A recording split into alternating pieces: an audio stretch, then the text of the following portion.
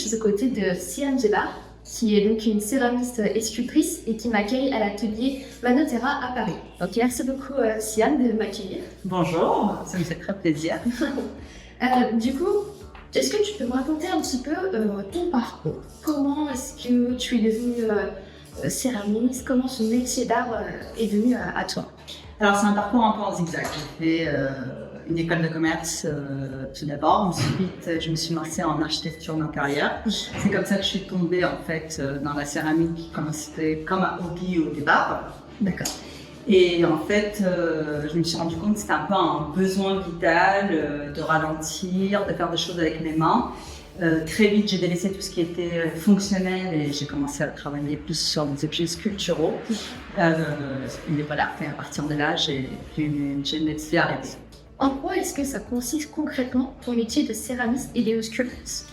Alors c'est très vaste, je fais tout moi-même. Donc il y a la partie création à l'atelier, je vais travailler les formes, les volumes, les textures, mais il y a aussi toute la partie derrière qui consiste à se faire connaître, la communication, les envois de colis, donc voilà. Mais c'est vrai que ce que je préfère, ça reste quand même le moment d'atelier où je travaille sur mes pièces, il y a vraiment ce process de création. Donc tu as grandi en Algérie. Après, tu es parti 10 ans en Chine, puis aux États-Unis. Comment ton expérience internationale a-t-elle influencé donc ton approche artistique? Je pense que ça a beaucoup influencé mon approche artistique. L'Algérie, c'était vraiment des paysages très bruts, très terre, sable, etc.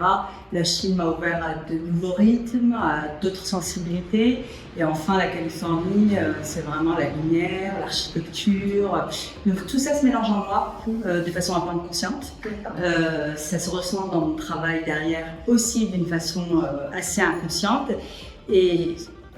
Mais c'est sûr que ça a laissé une empreinte en moi dans la façon dont je vois les choses et dans la façon dont je crée les choses. D'accord. C'est vrai que quand on regarde les œuvres comme celle-ci, par exemple, on se rend compte ce côté un petit peu désert, le côté aride, le côté vraiment brut. C'est ça, exactement. Donc, on ressent ton héritage culturel dans ces œuvres. Ça me fait plaisir parce que, comme je te disais, en fait, c'est pas vraiment conscient. Et c'est vrai que c'est quelque chose qui est revenu assez souvent quand j'ai commencé à présenter mon travail. Et peut-être que maintenant, j'en prends un peu plus conscience une fois la pièce finie. D'accord. Mais voire jamais, très rarement, voire jamais pendant que je suis en train de la travailler. D'accord. Donc c'est au résultat, à la fin, quand tout est terminé, après puissant, ou pas le résultat de ta pièce. C'est ça. Exactement. En plus, il y a certaines pièces sur lesquelles je travaille de la vannerie. Et donc ça rajoute aussi une matière différente aux pièces, ça fait un mariage différent. Et pareil, pour certaines de ces pièces, on me dit « Ah, ça fait très à berbère », donc Afrique du Nord, des choses comme ça. Et maintenant, oui, j'en ai peut-être un petit peu plus conscience, mais pas pendant mon travail. Et ça pourrait être ta signature un petit peu, justement, cette inspiration culturelle que tu as? Est-ce que c'est... Je pense que c'est en moi, c'est ancré en moi, ça ne l'est à jamais. Donc, quand je crée, je puise en moi-même. Je travaille très intuitivement, donc ça peut être ma signature, mais ce n'est pas voulu. Donc, tes œuvres sont très organiques et sculpturales. Comment est-ce que tu procèdes lorsque tu vas créer tes étapes de réalisation? Comment est-ce que ça fonctionne? Alors, je pars très rarement d'un plan ou d'un dessin précis. Ça m'arrive de temps en temps, mais c'est très rare. Je travaille beaucoup intuitivement, c'est-à-dire que j'ai une idée dans la tête, quelque chose qui ressemble plus ou moins à quelque chose. Et c'est vraiment en travaillant,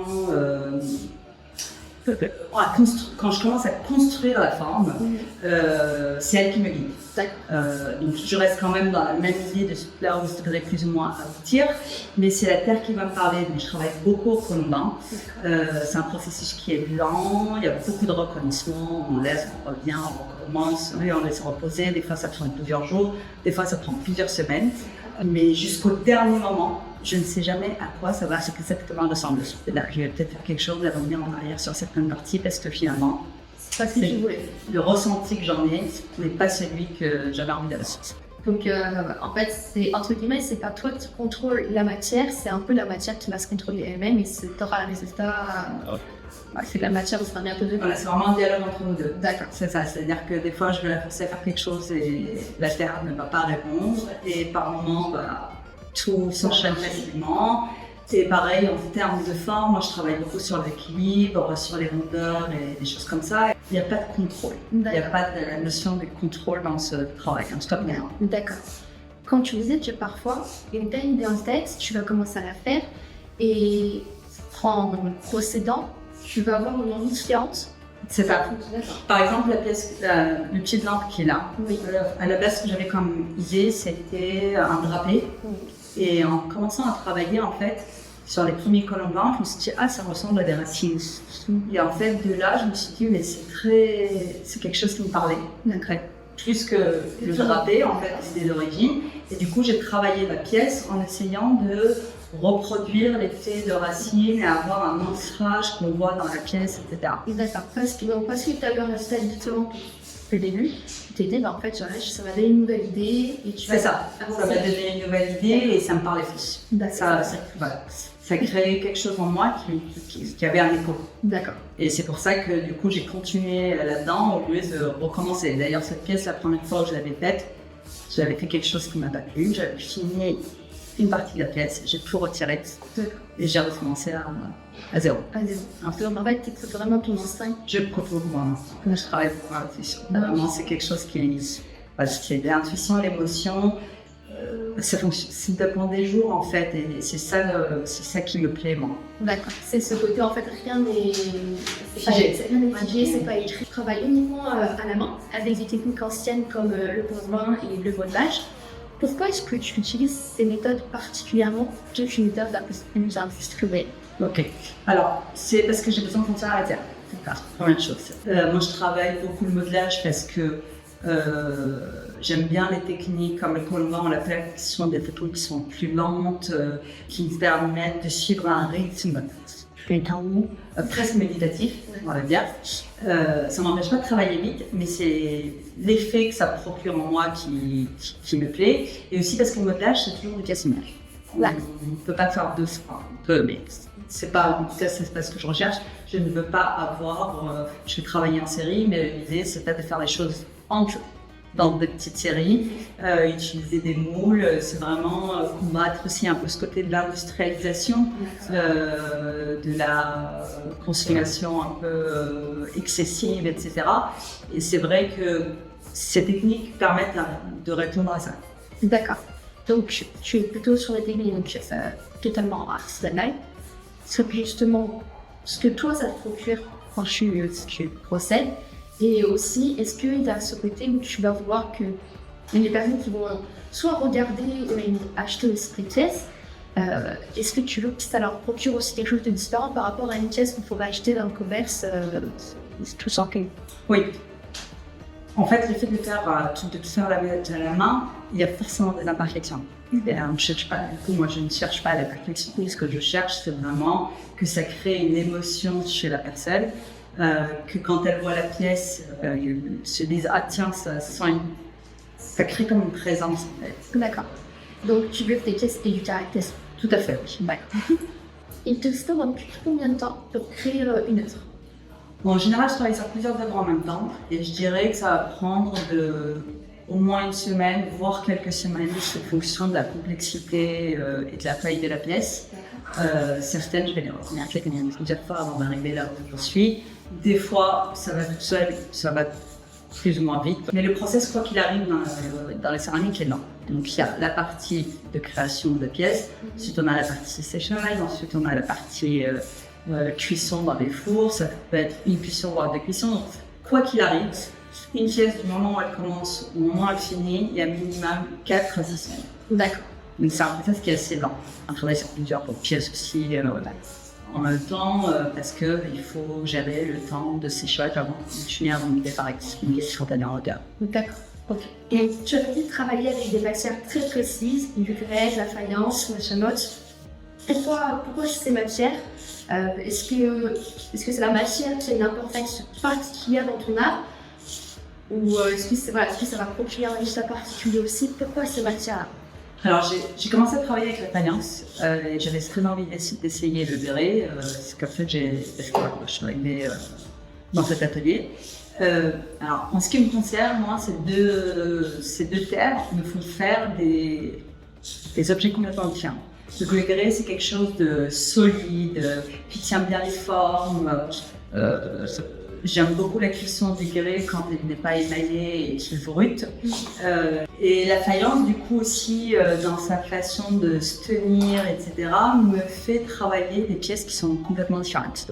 D'accord. Et ça a peut-être un côté un peu plus doux, je dirais, dans la faïence, où il y a moins d'intérêt. Et du coup, c'est vraiment la matière qui raconte une histoire. Tu n'auras jamais les mêmes résultats entre deux types de matière. Tu vas, dès que tu as une idée d'œuvre, tu vas choisir en fonction de la matière que tu vas utiliser. C'est ça. D'accord. Donc, et comment en fait tu vas te dire, voilà, je vais utiliser le grès plutôt que la faïence. À quel moment tu te dis que cette matière va mieux correspondre à l'œuvre que tu as en tête? Alors, je ne procède pas comme ça. C'est-à-dire que je peux faire deux pièces avec deux matières qui se ressemblent. On va dire que le résultat final, les touches que je vais rajouter à la fin, etc., vont faire la différence en ce qui me concerne mon process dans le résultat final. Mais je vais quand même essayer des fois de voir, de faire une pièce, comme je ne fais jamais deux fois la même, de faire deux pièces dans les deux matières et voir quel est le résultat qui me plaît le plus une fois la pièce complètement finie. D'accord. Est-ce qu'il y a un message ou moins quelle émotion aussi, est-ce que tu cherches à procurer chez les personnes qui sont contemplées dans tes œuvres? Alors, je ne cherche pas à faire passer un message précis. Par contre, je cherche à créer de l'émotion. Je ne fais pas d'art politique. Par contre, j'aime quand une pièce crée un silence, crée une présence. Quand ça touche les gens, quand ça les fait ralentir un peu, je me dis, bon, ma pièce, elle a provoqué quelque chose. Et c'est vraiment ça que je recherche dans les pièces. Est-ce que ce sont des pièces qui sont décoratives ou est-ce que ce sont est-ce que ce sont des pièces qui sont culturelles dans le sens où elles sont des œuvres d'art qui sont comme des peintures qui sont de base pas faites pour être dans une maison pour décorer mais juste pour une présence dans la pièce qui fait une émotion. Est-ce que c'est une double fonction que tes pièces ont ou seulement une phase? Moi, ce que j'aimerais, c'est qu'elles aient ce côté présence, mais je pense que quand même elles font les deux, parce que quand je fais des vases, je garde quand même le côté utilitaire, dans le sens où même si je ne mets pas l'extérieur en grès, l'intérieur est émaillé, donc si une personne a cette pièce chez elle et qu'elle a envie de mettre des fleurs dedans, c'est tout à fait possible. Maintenant, c'est vraiment des objets qui sont faits pour remplir un espace sans qu'on y rajoute quelque chose à faire. Ok.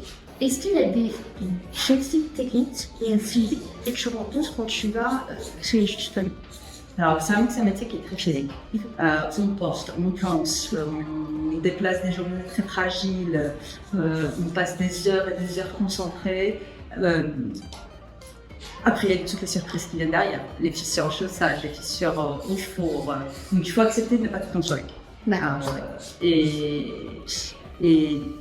des fois, il y a des déformations. Donc, il faut juste se dire qu'à un moment, c'est une matière vivante et qu'il y a une partie sur laquelle on va toujours travailler. Et puis, une fois que ça va dans le four, là, c'est fini. C'est plus de notre sort, c'est vraiment ce qui se passe à l'intérieur du four. Des fois, on a des surprises géniales. Par des moments, c'est un peu frustrant, mais c'est ce qui rend le métier vivant, en fait. D'accord. Donc, quand tu mets la pièce au four, tu n'es jamais sûr que tu vas avoir le stack que tu penses avoir. Non. Parfois, tu vas être déçu. Parfois, au contraire, tu vas dire « Ah, c'est encore mieux parce que c'est génial. » Exactement. D'accord. Ouais. Donc, encore une fois, on n'est pas sur un esprit de contrôle, mais plutôt sur une collaboration. La matière, la pièce et toi. Tout à fait. D'accord. Ouais, exactement. Donc, c'est une co-création. Co-création. Voilà. Mais tu peux avoir ce côté un peu frustré aussi. On peut avoir ce côté frustré. Ça m'est arrivé sur des pièces d'avoir des fissures ou, comme je disais tout à l'heure, je travaille beaucoup sur l'équilibre, donc je dois faire des bases très fines et puis des corps plus gros, etc. Et elle va tenir à la première cuisson, mais pas la deuxième. Et du coup, la pièce, on a travaillé dessus pendant 2 semaines et avec des filles, on avait sauté, il faut y avoir ces films. Et après, voilà, il y a des choses qui vont se créer aussi des fois dans le four, surtout quand il doit s'être émaillé avec des effets qu'on n'attendait pas du tout et qui sont complètement magiques. Et ça, ça fait partie du métier. Donc à un moment, il faut avoir, je dirais, pas être en contrôle et être résilient dans le sens où on continue à travailler. Lâcher prise. Bon, ouais. Les deux. D'accord. Voilà. Ton travail entre sculpture et design, il évoque vraiment l'artisanat d'écriture. Selon toi, est-ce que ton art peut-il incarner une forme de luxe aujourd'hui? Alors pour moi, le luxe aujourd'hui, c'est ce qui prend du temps, ce qui a une âme. Une pièce faite à la main qui porte en elle les traces du geste, ça a beaucoup de valeur. Que quelque chose qui est produit en masse. Et donc, comme je disais, moi j'ai vécu 10 ans en Chine, 5 ans aux États-Unis. La Chine, c'est l'usine du monde. Les États-Unis, la société de consommation par excellence. En fait, je pense de plus en plus, en ce qui me concerne et de manière générale, je trouve que les gens ressentent ce besoin de revenir vers quelque chose de plus authentique. Oui. Et pour moi, la céramique incarne le luxe dans ce sens-là. D'accord. Donc on est sur le côté, on est sur du luxe, il y a une section, le côté on va retourner aux racines, à l'essentiel, et à des choses plus douces ou plus naturelles. Naturel, tout à fait, ouais. Voilà. Ma dernière question, c'est celle que je pose toujours. Qu'est-ce que le luxe pour toi, tout simplement? Alors, le luxe pour moi, c'est deux choses. D'abord, c'est la rareté. C'est la rareté et le temps. Et je pense que ces deux notions se rejoignent parce que je pense que la chose la plus rare, et c'est celle qu'on ne peut ni acheter, ni rattraper, ni rien, c'est le temps. Et donc c'est le temps de créer lentement, c'est le temps de regarder, ressentir. C'est aussi les objets qui durent longtemps, qui ont un sens, qui nous accompagnent. Et dans mon quotidien, c'est justement avoir ce moment de calme, toute seule à l'atelier, avec la terre. D'accord. C'est ton luxe à toi, c'est ça, c'est ce côté où tu vas être seule avec tes pièces, avec la terre et ta matière. Et c'est ton propre luxe. C'est ça, mon luxe à moi, c'est ça, c'est vraiment le temps de prendre le temps. D'accord. Très bien. Merci beaucoup, Sia. Merci. Ça m'a fait très plaisir. Moi aussi. Bon, tant mieux.